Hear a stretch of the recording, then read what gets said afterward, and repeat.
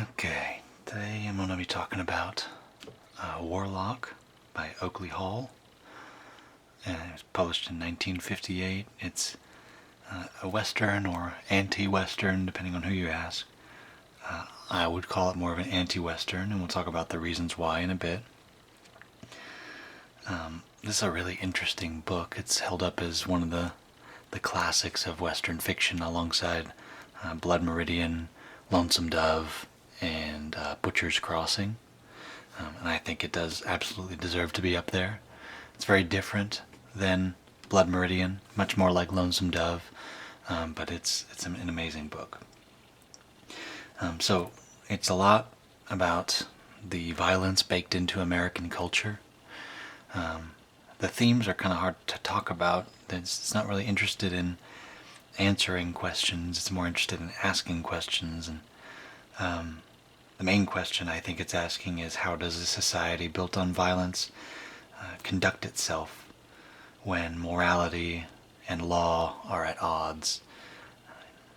Law is often upheld as the force of morality, but as we know in the world, in this country and in other places, law does not always equal morality. Legal does not always equal moral or ethical, right? Slavery was legal at one point, segregation, so many examples we could give.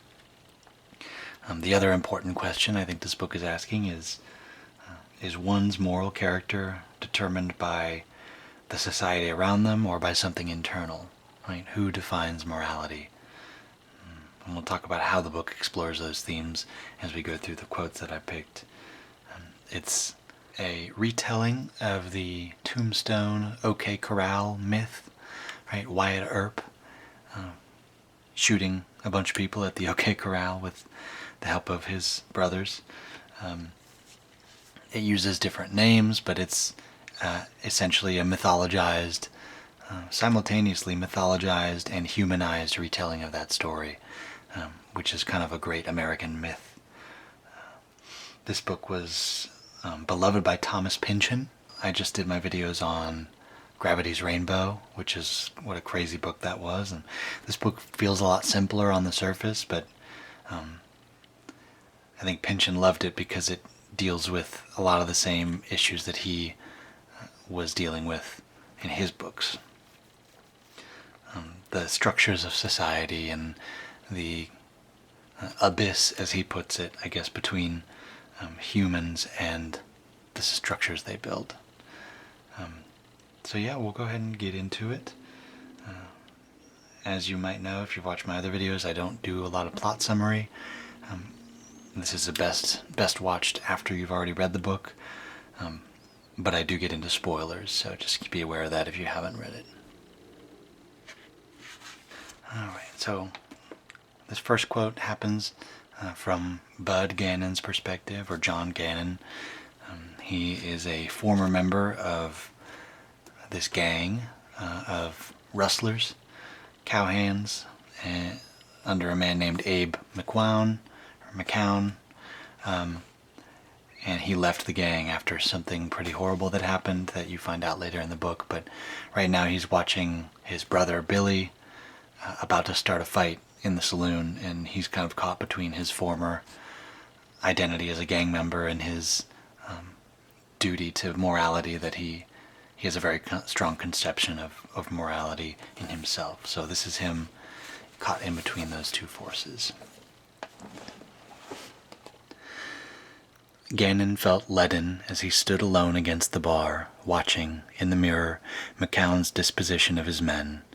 At the table, Billy sat facing the bar, with Abe and Wash on either side of him. Curly across from him back to the room.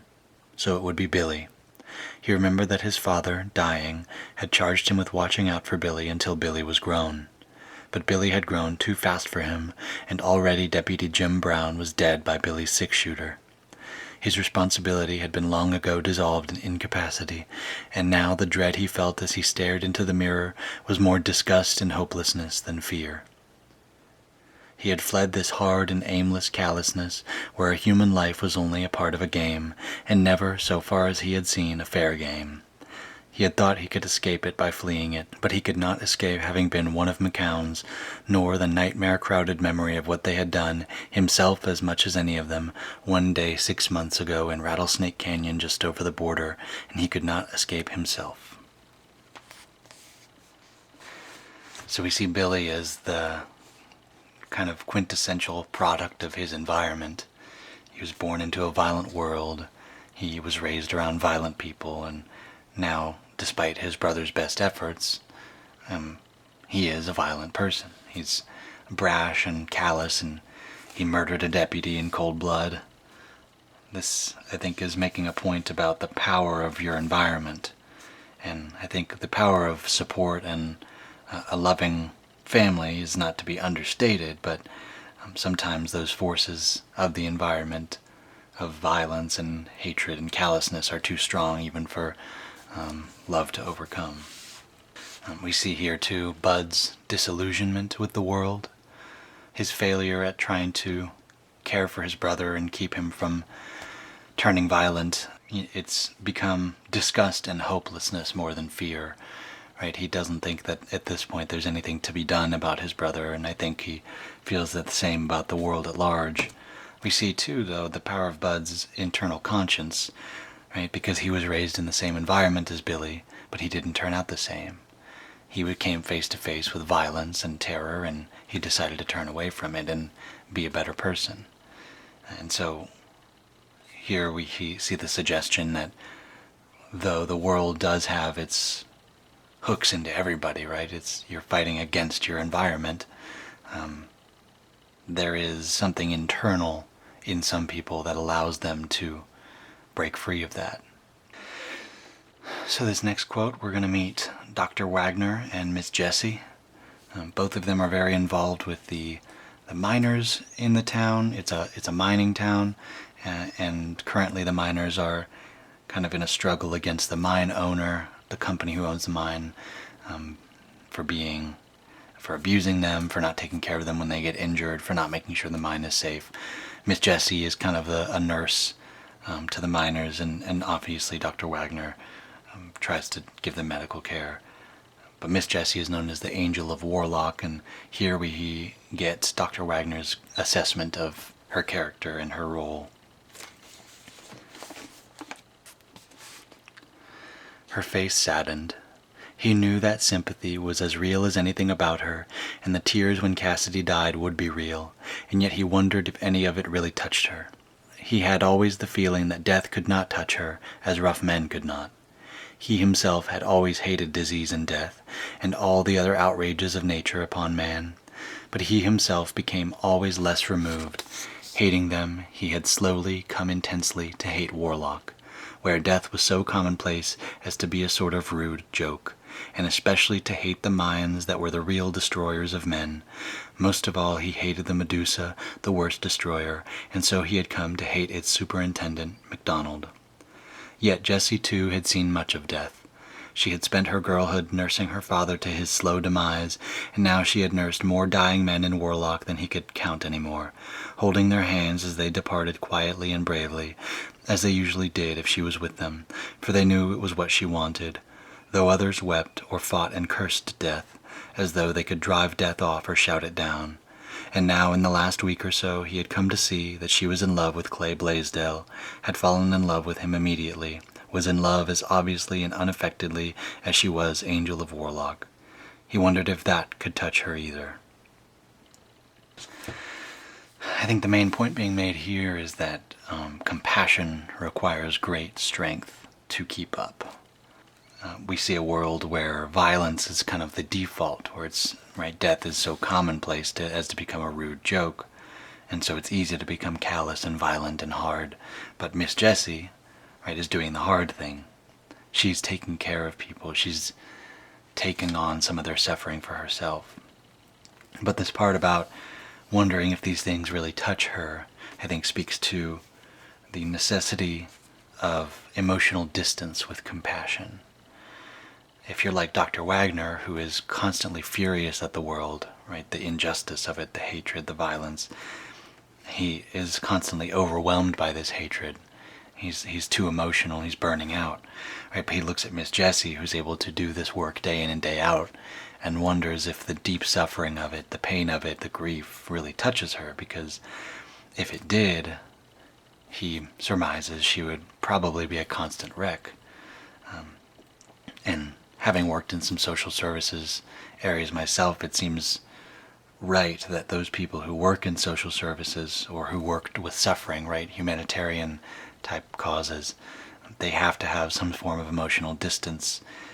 They may not be on the outside the most tender, the most soft and outwardly loving or compassionate, but they have a kind of inner resolve, and they feel all this stuff very deeply, but they have a layer of themselves protected from it, because that's the only thing that allows them to continue on with this work.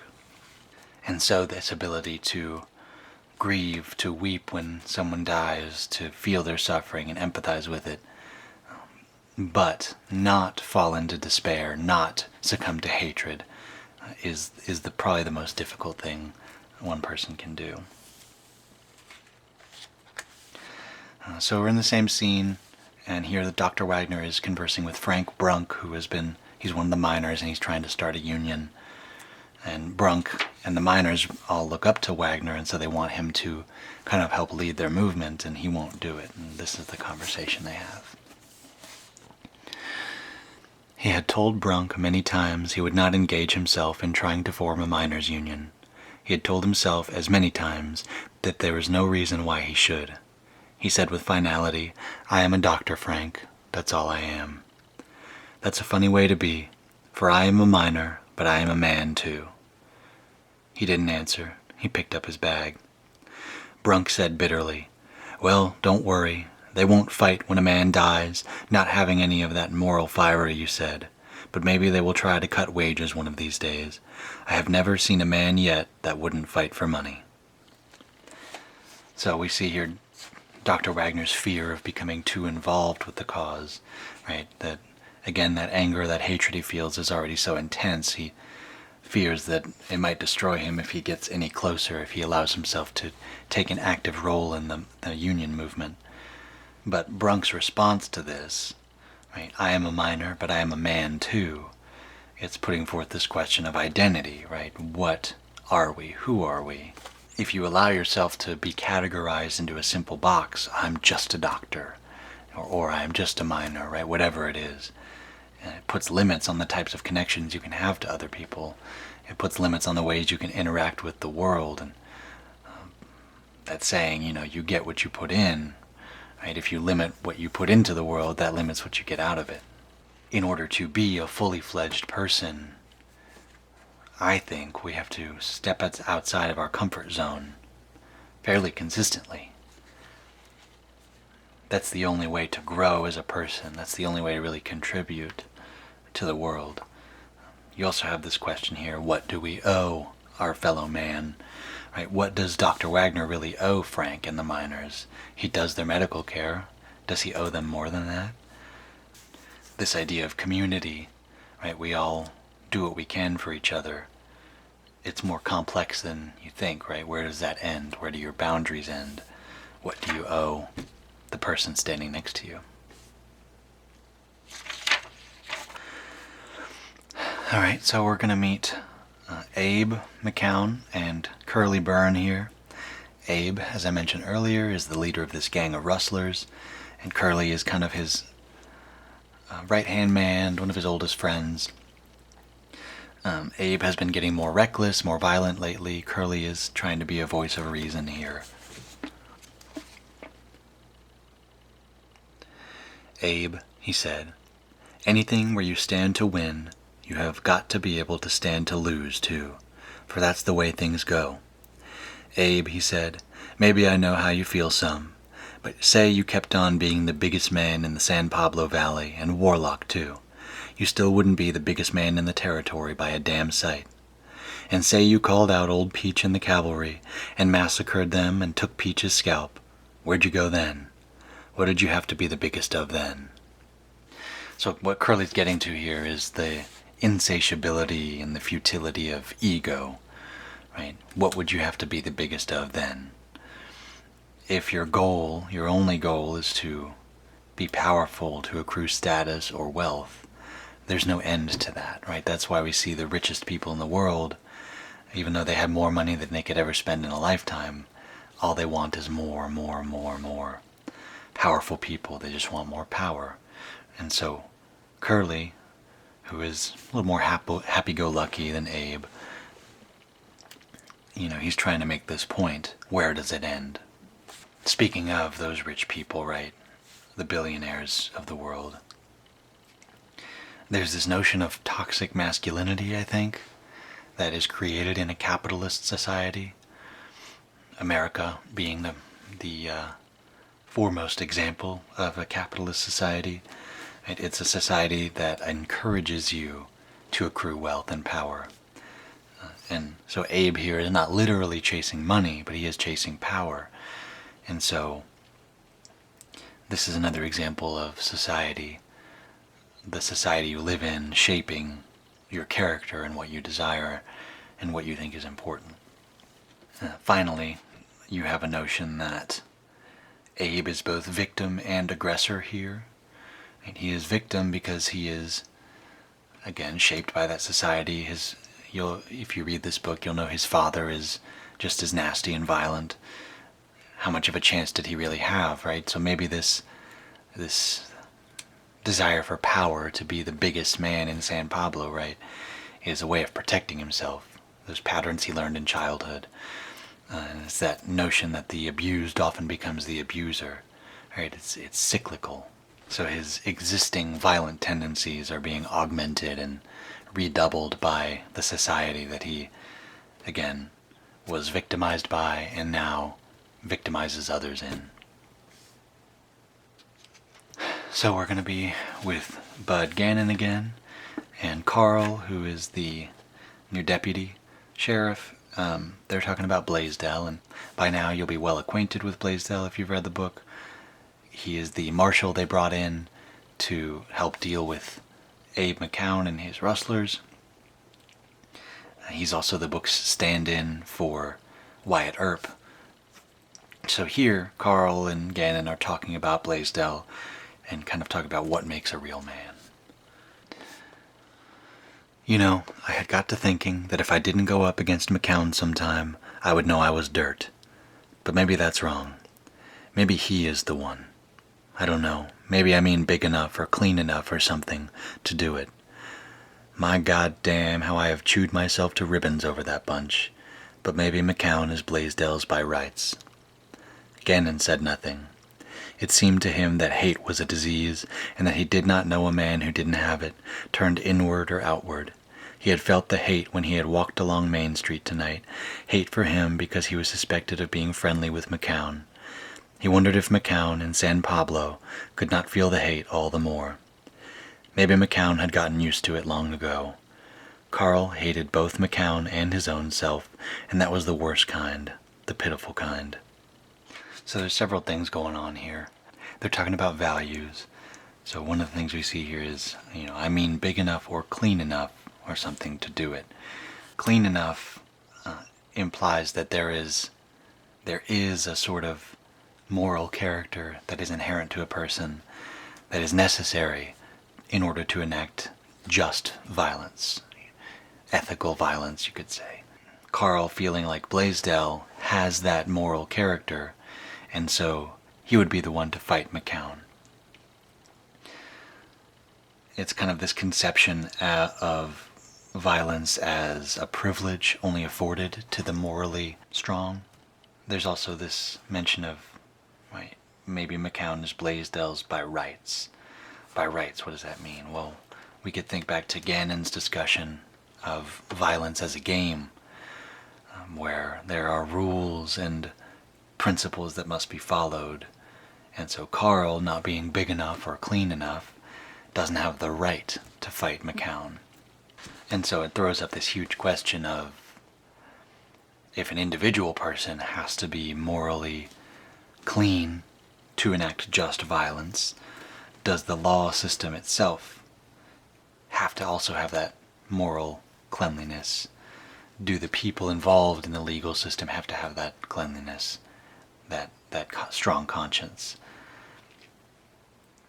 There's also a discussion of hatred, both inward and outward, right? Self-hatred and hatred of another person. I think Gannon raises the question, is hatred, right, either self-directed or other-directed, a product of one's environment, or is it innate to humanity? Again, they live in a violent society, but Gannon says that he's never known a man without some form of hatred. And so is it really this universal thing, or is it because of that society they live in? So at this point in the story, McCown's men have been suspected of robbing a stagecoach and killing a couple people. They got off scot-free in court, but they also had their people there to bully and intimidate the jury into giving a favorable verdict. So the town of Warlock obviously believes that they committed the crime, and so in order to take justice into their own hands, they have posted the people suspected of the crime out of town, meaning they're not allowed to come back into the town under threat of violence at the hand of the marshal, Blaisdell. So Judge Holloway is another character. He's perpetually drunk and is not actually a real judge, but he's kind of been acting judge for the town. He is laying into Blaisdell here about the morality of killing men outside the law. The judge said in a blurred voice, "Marshal, if you understand me and go your way anyhow, God help you. You will be killing men out of pride. You will be doing foul murder before the law, and you will stand trial in Bright City for it, or these deputies here ought to throw their badges in the river. For you will be an illegal black criminal and outlaw and murderer, with the blood fresh on you, as bad as any of McCown's and worse, and every man's hand should be against you. Murder for pride, Marshal. It is an ancient and awful crime to go to book for." Blaisdell backed up a step to stand in the patch of sunlight just inside the door. He put his hat back on and tapped it once and glanced around the jail again. This time no one met his eyes. Blaisdell said gravely, "Maybe somebody will get killed, Judge, but that is between them and me, for who else is hurt by it?" "Every man is," the judge whispered. Skipping down a little. The judge raised a finger towards Blaisdell's face. "Being decent like you are, and I didn't say you wasn't, I think you can brace no man that has got right on you. I think you know that. It is what I am warning you. What you are working toward in your pride is some day meeting a man that has got to kill you or you him. Only he is righter, and you know it, because you have gone wrong. And what are you going to do then?" His voice sank until it was almost inaudible. "That is the box, Clay Blaisdell. What are you going to do then?" So here, right, Carl earlier said that Blaisdell was clean enough, that his character was strong enough. The judge is questioning that. Is Blaisdell doing this because it's what's right, because it's defense of the town, or because of his pride, because he's been brought in to solve a problem, and people believe in him and uphold him as some kind of righteous, competent force, and he has to uphold that image? It asks the question, can even good men, right, men with a clean conscience, delude themselves into killing for the wrong reasons? In a part I skipped over, Clay attacks the judge's pride and says that a man who doesn't have pride is a poor specimen.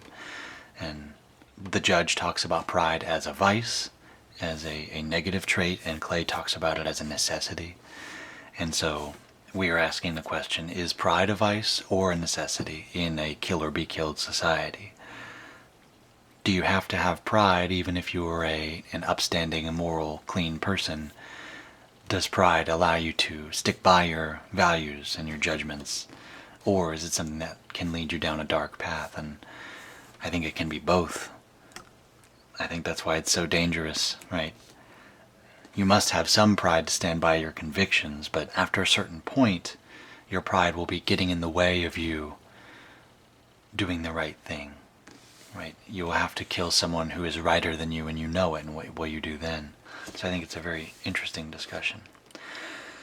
So at this point, Abe's men came back and against their posting in order to force Blaisdell to fight. And Blaisdell and Morgan, one of the saloon owners, their old friends, fought McCown's men at the Acme Corral Right, this is the stand-in for the OK Corral shootout. And they killed 2 of McCown's men. And initially people are thrilled. They said they got what's coming to them, and then, well, as we'll see here, opinion starts to turn. Ah, the pure shine of a few moments of heroism, high courage and daring do. In its light we genuflect before the hero, we bask in the warmth of his deeds, we tout him, shout his praises, deify him, and, in short, make of him what no mortal man could ever be. We are a race of tradition lovers in a new land, of king reverers in a republic, of hero worshippers in a society of mundane get and spend. It is a country and a time where any bank clerk or common laborer can become a famous outlaw, where an outlaw can in a very short time be sainted in song and story into a Robin Hood, where a frontier model Excalibur can be drawn from the block at any gun shop for $20. Yet it is only one side of us, and we are cynical and envious too. As one half of our nature seeks to create heroes to worship, the other must ceaselessly attempt to cast them down and discover evidence of feet of clay, in order to label them as mere lucky fellows, or as villains were the facts but known, and the eminent and great are ground between the millstones of envy and reduced again to common size. So, this speaks on America's uniquely intense form of celebrity and hero worship, and it inextricably links that worship to capitalism. Anybody can become a Robin Hood, draw their frontier model Excalibur from the block at any gun shop for $20. A mundane world of get and spend. It's kind of the flip side of that American ideal of pull yourself up by your bootstraps, right? Any common man can be great and successful. Anyone can rise from rags to riches. It's that kind of hyper-individualist model of what success looks like. So if you have this society telling you that anybody can be great, it encourages this reaching for fame and fortune at the expense of other people. It asks this question: do we create our heroes just for the satisfaction of seeing them fall? Right? Most people are common. Most people will not be great and successful. Right? And the millstone of envy, as it says here, will have us grind down those heroes to say, well, they weren't all that great actually, right? It makes us feel better about ourselves. We see that so much in celebrity culture. Right? People who are beloved by the public, all of a sudden something comes out and we say, everyone is now saying, I knew they were good for nothing. I knew they weren't as good as everyone said, right? So there's that schadenfreude, that satisfaction of seeing somebody great fall from glory. Here we're back with Dr. Wagner, and he is in his bed pondering an argument between Blaisdell, Frank Brunk, and Jesse, and Morgan, and he's kind of marveling at the interaction between them, at the similarities it revealed between all their characters. He saw Blaisdell drunken and sagging, and yet, try as he would, he could not look upon him with contempt. He saw Brunk's face, with the jealousy as pitiful and hopeless as his own, behind the hate.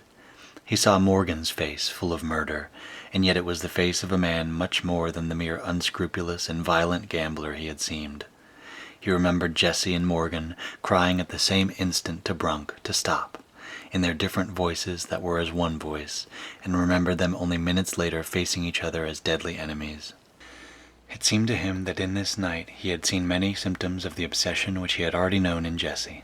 He had seen that both Jesse and Morgan accepted the importance of Blaisdell's name and all that it implied, even in their antipathy for one another. He had seen the same obsession, though not for Blaisdell, in possession of Brunk, and even stronger in Jimmy Fitzsimmons. It seemed to him, as he considered it, more than an obsession, a disease of the spirit, and yet he wondered if this disease, this obsession, this struggle to preeminence, was not the reason for mankind's triumph on the earth. The complex brain developed to plot for it, the opposing thumb to grasp at it, if it was not what set mankind apart from the animals. No animal cared what was its name. He stared out at the bright stars over Warlock, regarding now himself and what Fitzsimmons had said about his leading the miners. He felt no call within himself. He felt no urge to strive to be anything more than what, long ago, he had been content to be. He considered his freedom and his bondage, his own soul's sickness and his own particular health, and wondered at the will he did not possess. So again, illustrates that ambiguity of the characters, the moral ambiguity. Jesse, who is this very compassionate, caring person, is also obsessed and can be misled by ideas of grandeur. It also, it links Jesse and Morgan, right? Some supposedly diametrically opposed characters, and both of them crying out at the same time at Frank to stop talking to Blaisdell. He was insulting him and going on about him being a murderer and all that. So it links them in this way, in that the two sides of society are kind of inseparable from one another. The best of society and the worst of society necessarily reflect each other in really interesting ways. And if you watch the Gravity's Rainbow video, you know that interdependence, that inseparability of opposites, is a huge theme in Gravity's Rainbow. So really interesting to see how Pynchon may have been inspired by this book. We have here speak of ambition and ego, and asks the question, is that mankind's downfall? Right? Even going back to Abe and Curly, their scene where, what would you have to be the biggest of then? Abe's ambition being the thing that's driving him to destruction.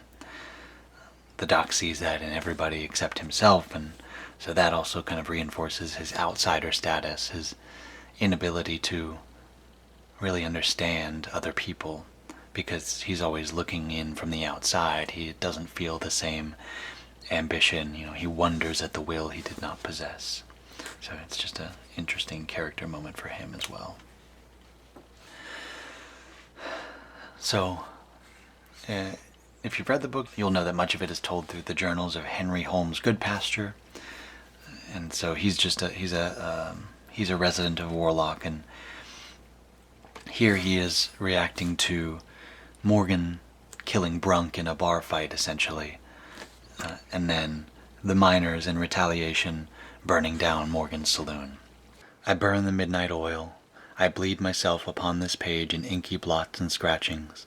How can I know men's hearts without knowing my own?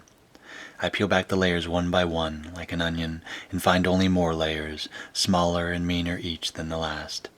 What dissemblers we are, how we seek to conceal from our innermost beings our motives, to call the meanest of them virtue, to label that which in another we can plainly see as devilish, in ourselves angelic, what in another is greed, in ourselves righteousness, etc. Observe, the glass slipper is burned, gutted to char and stink, and the pharmacy beside it saved by a miracle. The fire was set by the miners. They have got back at Morgan. They are devils, I say, to so endanger a town as tinder dry as this. But is that it? No, they have endangered my property. I will forgive being shamed, discountenanced, and insulted. Threaten my property, and I will never forgive. Take everything from me but my money. With money I can buy back what I need. The rest is worthless. Poor devils. I suppose they had to destroy something. Men rise to the heights of courage and ingenuity when they avenge their slights or frustrations. It has always been so. It is comforting to some to see men work together with a good will against catastrophe. Humanity at its best, they say, yet against, as I have written. When will humanity work with all its strength, its courage and ingenuity, and all its heart for? I really love this notion here that we give ourselves the benefit of the doubt, that we don't extend to other people. Right? The same action can be committed by someone outside of us, and it can be committed by ourselves, and we may judge that other person as wrong or immoral and judge ourselves favorably. It's that fallacy, right? Because we have our intent and all our thoughts and feelings about the issue to consider, where we only have that other person's action to consider. And so we're more likely to extend that goodwill to ourselves than someone else. There's this notion, too, that capitalism kind of creates incentive to bring out the worst in people. Right? Good Pastor is saying here that his initial reaction at the miners burning the saloon was disgust, and how dare they endanger the town, but he looks a little deeper and realizes I'm more angry about the fact that they endangered my property, my money. Right? Again, when the society encourages accruing wealth and earning your living, right, then we tend to hold property as a higher good than almost anything else. Right? You can see it in the world, in the country, when there's riots going on, right?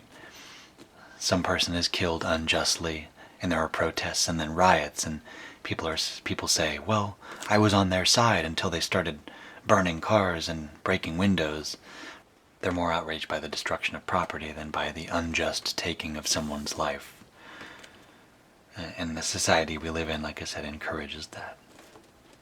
A little later in the passage, we see Good Pastor lamenting humanity's reactionary nature, our tendency to fight against catastrophe rather than for things. I think it speaks to our tendency to focus on the negative. It's really easy to see something like your friend being murdered and want to go out and fight or hurt the person who did that, and it may feel like justice. But it's asking the question here, why, if humanity is so concerned with justice, do we not actively seek it out more often? Why don't we actively seek to create better conditions and better the lives of our fellow man rather than reacting when something goes wrong and calling that justice? I think there are people who fight for a better world, but I think it's much easier to see the people who fight against injustice. And neither of those things is bad, right? It's not bad to fight against injustice, but if you only rise up against something, I think there's lacking there a kind of moral consistency. If justice concerns you, right, fight for it, not just against injustice when you see it. If that doesn't make sense, consider the superhero movie trope, where there is a villain who usually, if it's a well-written villain, has a motive we can understand, right? He or she or they want to do something evil, but for a good reason, maybe.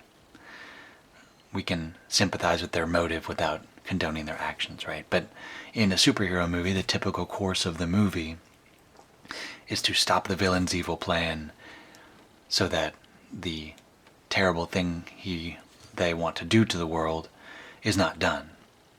But you almost never in movies like that see the superheroes fighting to solve the conditions that led to that villain in the first place. Right? If you just stop this one person from doing a bad thing, then the conditions which created that person are going to continue to create people like them. Right? That's why they say if you want to solve crime, solve poverty. So it's that, again, we should be fighting more for things rather than just reacting against something. So at this point, there was a fight, and Curly, Byrne, Abe's right-hand man, accidentally shot and killed Carl, the deputy. Now, no one believes it was an accident, but Carl, on his deathbed, tells Gannon that it was. And so they post Curly out of town, and because of pride or whatever it is, Curly comes back to town anyway, forcing Blaisdell to kill him. And everybody's watching this happen, and they see Curly be shot and killed. And so this is Good Pastor's reflection on that event. It had been an execution, and at our order. Perhaps we had changed our mind at the last moment, but there was no reprieve, no way before the end to turn our thumbs up instead of down and save the gladiator. And I think we felt cheated. There should have been some catharsis, for Carl Schroeder had been avenged, and an evil man had received his just deserts. There was no catharsis. There was only revulsion, and each man afraid, suddenly, to look into the face of the one next to him. And there was the realization that Curly Byrne had not been an evil man, the remembrance that we had once, all of us, liked and enjoyed him to some degree. And there was the cancerous suspicion spreading among us that Gannon might not, after all, have been lying.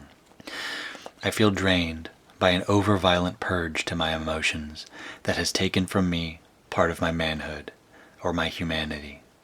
I feel scraped raw in some inner and most precious part. The earth is an ugly place, senseless, brutal, cruel, and ruthlessly bent only upon the destruction of men's souls. The God of the Old Testament rules a world not worth his trouble, and he is more violent, more jealous, more terrible with the years. We are only those poor, bare, forked animals Lear saw upon his dismal heath, in pursuit of death, pursued by death. I am ashamed not only of this execution I myself have in part ordered, but of being a man. I think the climax to my shame for all of us came when Blaisdell was walking back up the street, dragging his arrow-thin, arrow-long shadow behind him, and Morgan came down from the veranda of the Western Star to put a hand on his shoulder, no doubt to congratulate his friend. At that moment I heard someone near me on my rooftop whisper. I did not see who, but if I believed in devils I would have been sure it was the voice of one come to yet more hideously corrupt our souls than we have ourselves corrupted them this day. Whisper, "There's the dirty dog he ought to kill." So what a heartbreaking confrontation with the natural end of that style of justice they have chosen. We have more cynicism here from Good Pasture about Warlock and the state of the world, and I think here in these moments of shame it becomes clear what is actually going on, right? What the death cult of Warlock has turned these people into. Warlock, I think, is just a microcosm for the country as a whole, for that style of frontier justice that Westerns so often lionized or deified. It connects back to that earlier quote from the doctor, right, about coming to hate Warlock itself because it is a place of death. It possesses the qualities of death. And so here we see an even stronger link of Warlock with death and with killing. The way this chapter ends with someone saying that Morgan is the one that ought to be killed, right? It points out that even in moments of great shame, where we come into contact with our moral failings, even in those moments we can't overcome our hateful, violent impulses. All this wailing and gnashing of teeth, you could say, over the killing of people doesn't change our behavior in the slightest, right? It's just aimless self-flagellation.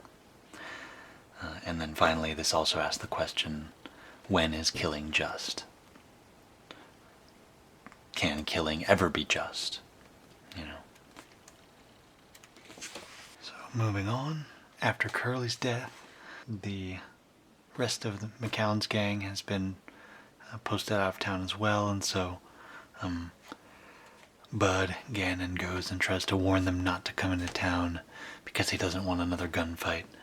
So he goes to Abe's ranch house, and they end up kind of assaulting him and insulting him. And he's obviously outraged and hurt, and they even stab his hand with a knife. So this is what he's thinking to himself after that happens. The fury mounted in him. They had insulted him, cursed him, threatened him. They had beaten and stabbed him, and deliberated his death. They had presumed to judge him, and finally to release him in contempt of his warning. The fury filled him cleanly at their presumption and their ignorance. But how would they know differently? They had never known differently. He had tried to show them courage, to make them see. Once, at least, they had known courage and had respected it. Maybe they would simply not respect it in him, or maybe they knew it no longer, knew now only fear and hate and violence. The clean fury drained from him.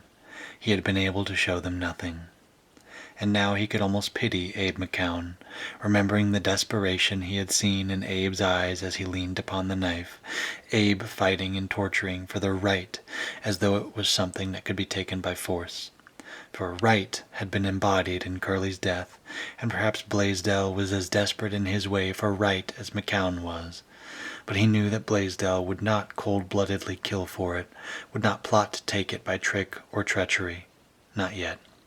So continuing with this theme of criticism for the American justice system, we see here a criticism of the punitive form of justice, meaning a focus on punishment instead of rehabilitation. Bud's point here being that Abe and his gang have been kind of maligned and scorned for years at this point, and so how would they have come to be, how would they have come to improve themselves if all of society is telling them that they're dirt and that they're criminals and that they're not wanted? And so there's some empathy for that there. There's also this notion that the concept of right, ethicality, morality, justice can be painfully ambiguous to anyone in the midst of trying to find it. We can look from a bird's eye view at this book and say, Abe and his gang probably aren't that good of people, and it's probably right for Blaisdell to protect the town from them, but it's also entirely true that from Abe's perspective, he thinks he's in the right. From Blaisdell's perspective, he thinks he's in the right. Bud thinks he's right, and so on and so forth, right? Nobody wants to believe that they're the bad guy.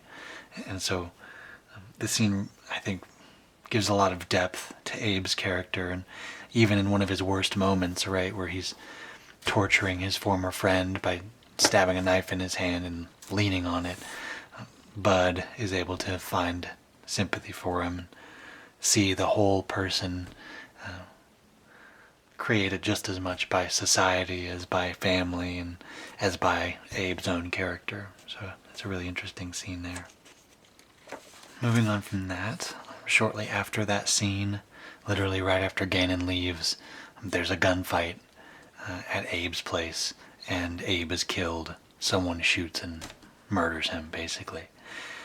Ike McCown, Abe's dad, comes to town and proclaims that Bud is the one who did it. We as readers know that's not true. We saw what happened, but Ike claims this, and he has several of the gang to back him up on it.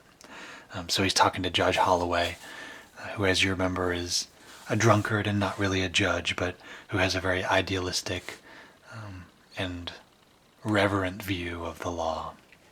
So this is how he responds to Ike. Ike, where I was a young fellow, there was a statue out before the courthouse that was meant to represent justice. She had a sword that didn't point at nobody, and a blindfold over her eyes, and scales that balanced. Maybe it was different with you Confederates. A good many of you I've seen have thought it must have been a different statue of her you had down south, one that her sword always poked at you, one with no blindfold on her eyes, so you always thought she was looking straight at you, and her scales tipped against you every time. For I have never seen such men to take her on and try to fight her. And maybe with a fraud like that one you could win. But this here now is the United States of America, and it is my statue of justice that stands for here. You can cross swords with her till you die doing it, and you are always going to lose. Because back of her, standing right there behind her, or maybe pretty far back, like here in the territory, there is all the people. All the people. And when you set yourself against her, you are set against every one of us. So here Judge Holloway is giving a counterpoint to Bud Gannon's sympathetic view on Abe and his gang. The idea being someone who has convinced themselves the world is against them will see that persecution everywhere they look. Right? The Lady Justice will not be blindfolded. She'll be looking right at you and pointing her sword at you all the time. And so that can develop into a victimhood mentality. People like Ike, who are used to escaping the law and getting away with doing things outside the law, kind of always perceive the world as against them. And so, maybe Bud's sympathy is right? That maybe they should have been given more chances, but also maybe the fact is that they have been given chances, and because of the way that they see themselves in the world, never took them. Right? They would keep taking excuses to do what they want because they view the world as against them anyway. So it's a double-edged sword there, that society does feed into this persecution, but that a certain kind of person who wants to do bad things may use that view and internalize it deliberately and use it as an excuse to keep doing what they're doing, right? Thereby foregoing any chance they might have at redemption. So another thing I'd like to point out with this passage is the judge's very idealistic view of the law. The fact is, in the real world, some people are treated differently by the justice system. Right? We see people in power, very rich, powerful people, doing terrible things and getting away with it. And so we love to believe in this idea of a perfect justice system, a blind justice system, a perfectly impartial justice system. But that's just not the case. And I think the judge even implies why that is the case, right? He talks about the people standing behind Lady Justice, right? All the citizens of the United States. And so if those citizens have this pure idea of justice, this impartial idea, then sure, the justice system will be impartial. But because it's based on all these individuals who are imperfect, some of whom are power hungry or biased or prejudiced in some way or corrupt, right? We can never have a perfect justice system based on imperfect people. So we have these troublemakers, the McCown gang, we have an imperfect justice system, right? There's this self-perpetuating cycle. They do something bad, society brands them as villains, they internalize this message, and they keep doing bad things.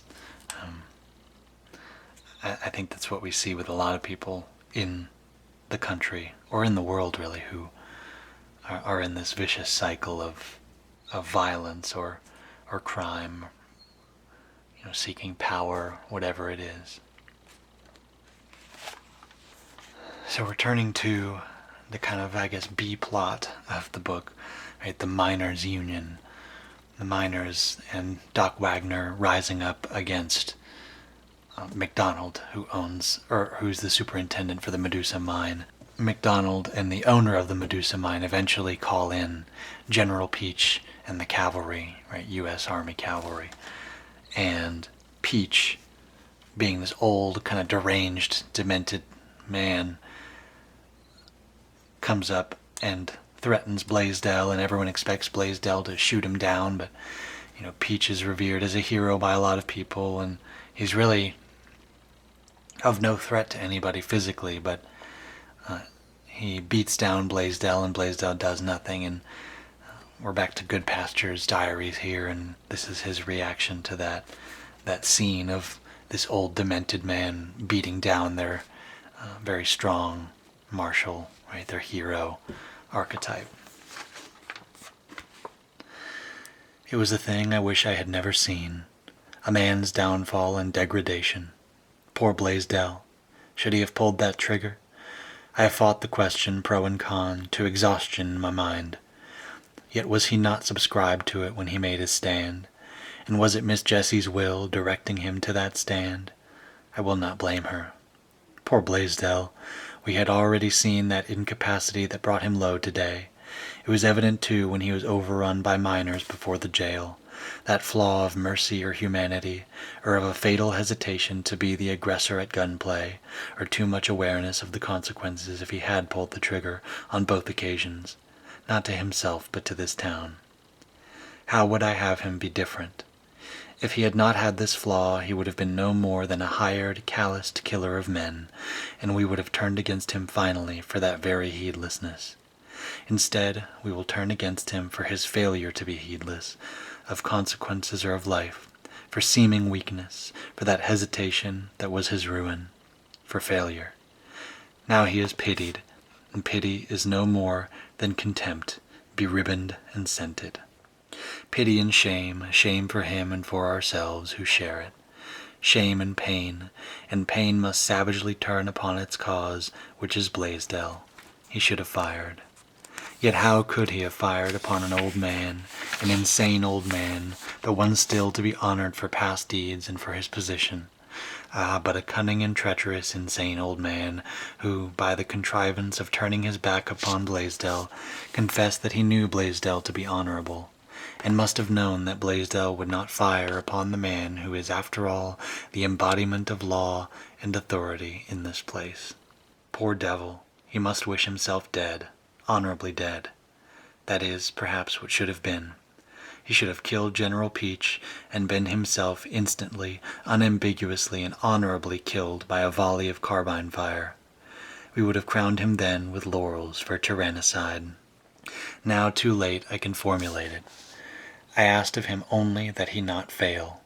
He has failed, yet how can a man be human and not fail? I remember once, before he came, jesting that he would have to be not of flesh and blood to succeed here. He did, until now, succeed, and was human, and is still. I could not grieve for him if he were not. So do most of us grieve. Warlock, for a day, will bleed for those wounds upon his face and spirit, and then, as a man will manage to thrust into oblivion something of which he is mortally ashamed, we will turn away from him. So this is about Clay's conscience. His willingness to be beaten and humiliated in front of the town rather than kill, as we say, an insane old man. I see this as an embodiment of the impossibility of pleasing public opinion. You can't please everybody, right? Good pastor says if he had fired, right, what we all wished he had done, then he would have been nothing more than a calloused killer, and then we would have shamed him for that, right? So there was no right answer for Blaisdell here. Good pastor even says he would have had to not have been a man in order to succeed in the town. And this also points to the contradictory notion of our ideals as a society, and therefore, again, the impossibility of fulfilling them, of living up to them.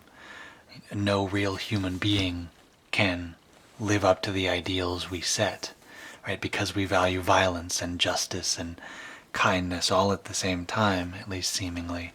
And so, if you want someone to be both merciful and decisively violent, right?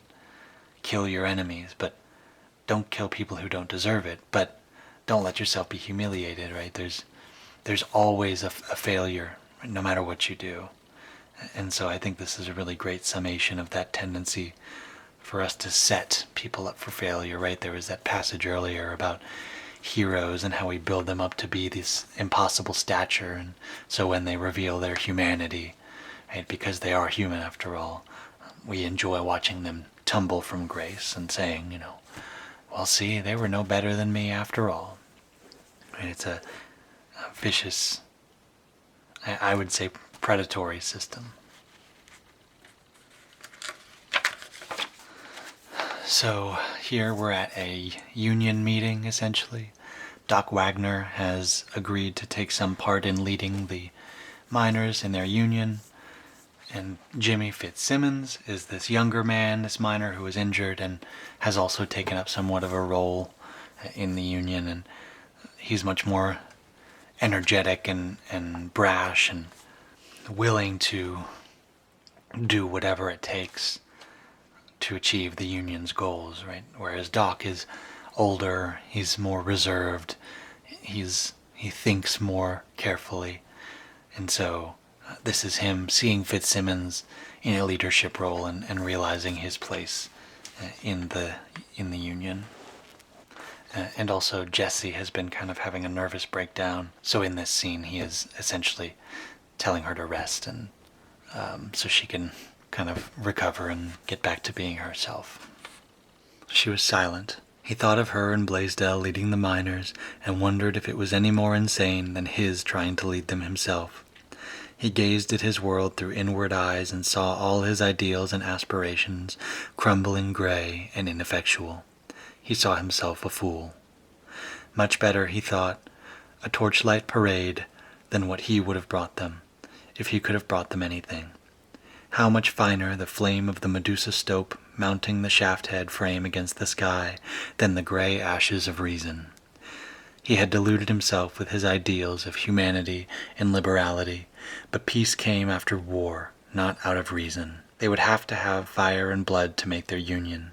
So it had always been, and revolutions were made by men who conquered or who died, and not by gray thought in gray minds. Peace came with a sword, right with a sword, justice and freedom with swords, and the struggle to them must be led by men with swords, rather than by ineffectual men counseling reason and moderation. So Doc is realizing that there's not really a place for him in this.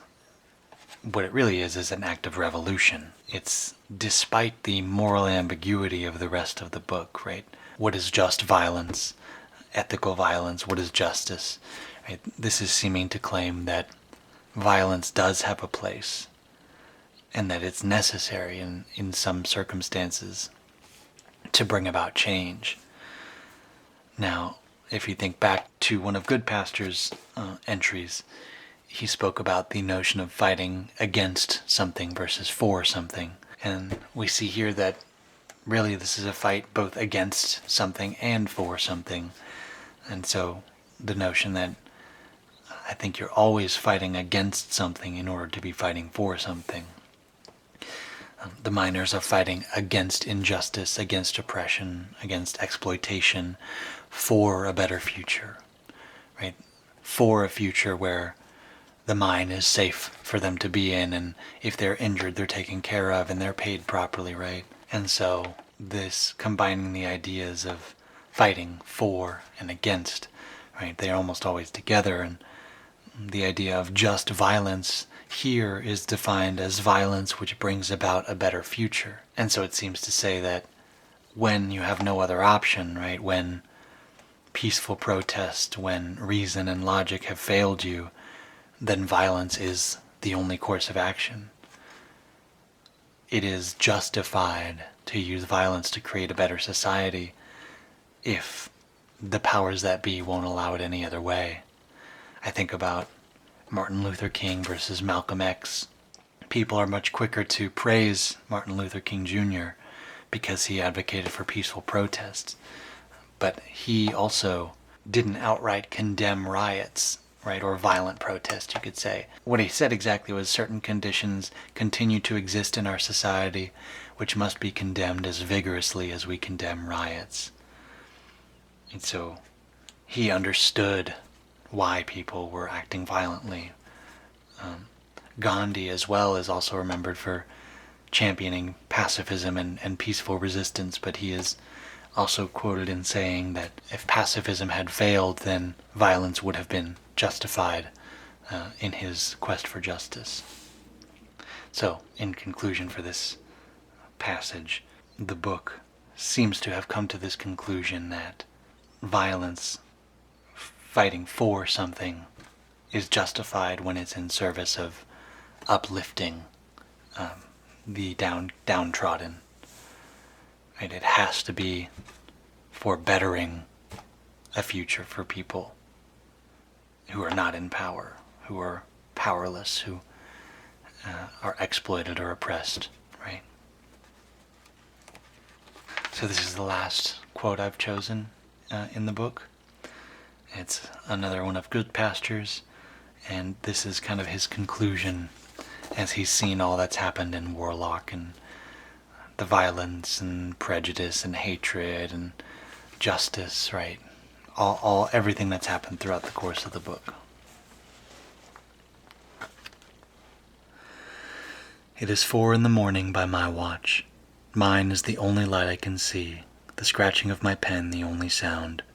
Here, astride the dull and rusty razor's edge between midnight and morning, I am sick to the bottom of my heart. Where is Buck Slavin's bright future of faith, hope, and commerce? What is it even worth after all?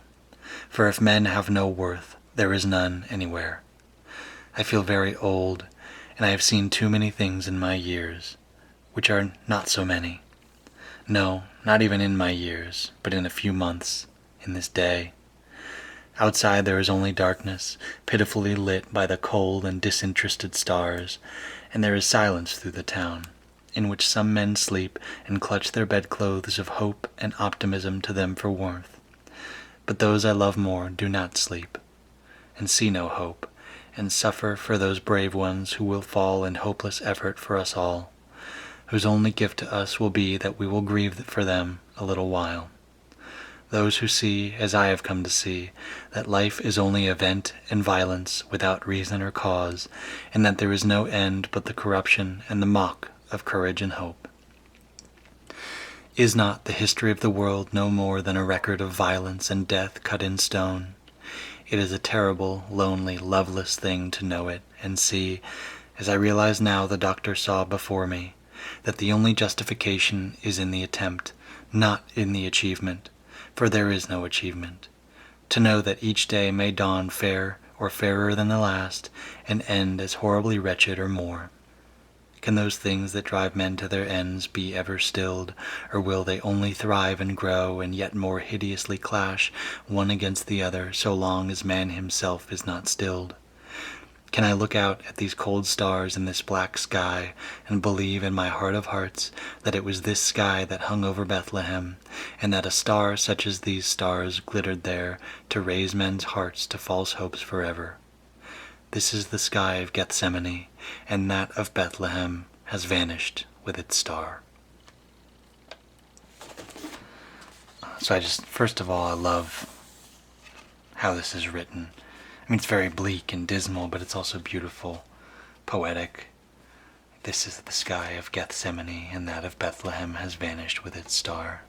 So with that, right, referencing Bethlehem, where Jesus was born, and Gethsemane, where he prayed the day before he was crucified, where Judas betrayed him, we see Good Pastor talking about America or his society as a failure of prophecy.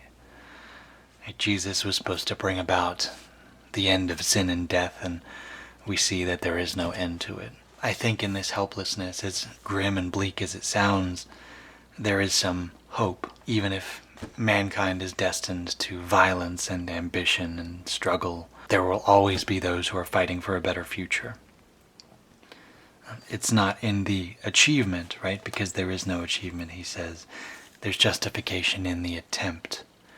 So I think perhaps, Good Pastor, if humanity is worth anything, it is worth the attempt at goodness, at justice, at peace. I think there's also a warning here against viewing ourselves and our time as exceptional in some way. History as a continuation of violence and death.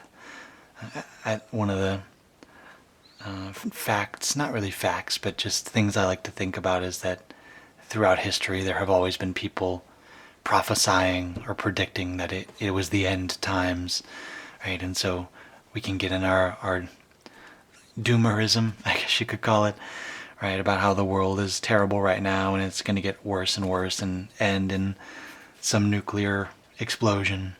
And then it can bring some comfort to think that 10, 100, 1,000, 10,000 years ago, people were also predicting that the world would imminently be ending. So I think it's important to note that not much has changed throughout history.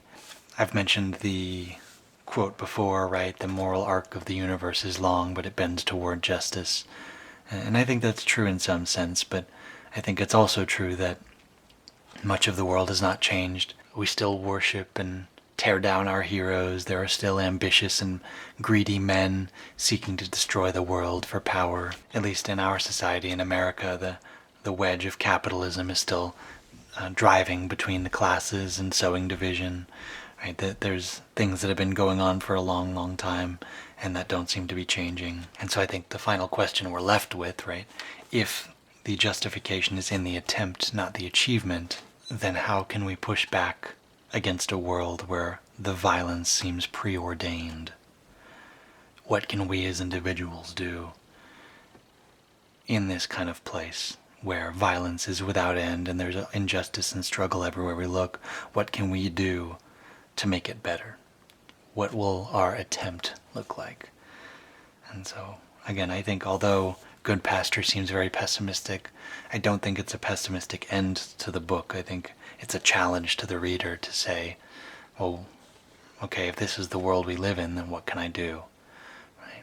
What do I have the power to change? And so I really like that. Yeah, so that was Warlock. Awesome book. Again, I think it deserves its place in the Western or anti-Western even Hall of Fame. Definitely read it if you haven't read it. I think even if you've got the some of those story spoilers, I think it's still worth reading. So I hope you enjoyed the book. I enjoyed it a lot. I hope you enjoyed the video. And I'll see you in the next one. Bye.